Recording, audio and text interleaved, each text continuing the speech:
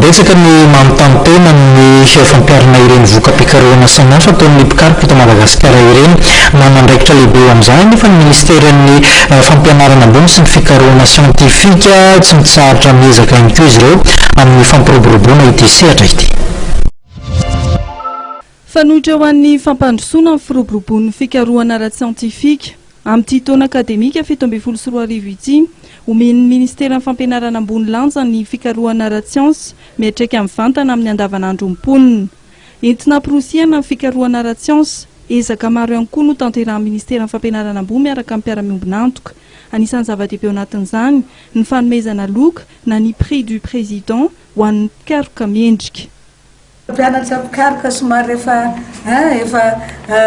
masoandro takariva dia kely sisa nanana azy dia ahoana ny relève tsy maintsy hojerenako sy ahoana ny fampiakarana an'ireo ohatra hoe assistant dia ahoana ny ampiakarana an'ireo maître de recherche ohatra zany tsy maintsy misy encadrement zany tsy maintsy jerena ao anatin'izao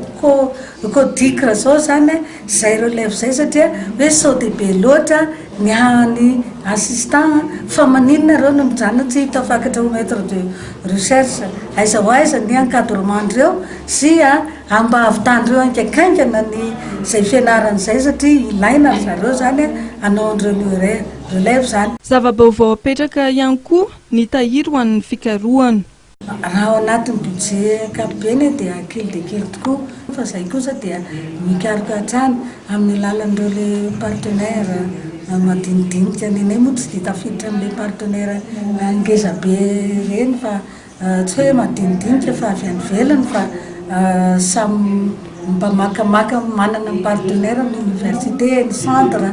fa indrindra zay zany dia namorona le hoe fond pour la recherche fiera moa ny filazanay azy zay efa manomboka izy io mandray anjara ao ny fitondram-panjakana amin'ny alalan'ny ministère dia maro koa ireo partenaire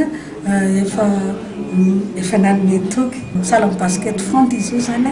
Tafiditra eo amin'ny lahadinika fivoriany talen'ny ivon-toeram-pikarohana izay ho totosaina eto Antananarivo androany, marihana fa 7 amin'izao fotoana izao ireo ivon-toeram-pikarohana eto amintsika dia ny Mivavette, FOFIFA, CNRE, CNRO, CNARP, CNRO, CNARP, CDIST, CNRIT, PBZT, INSTN.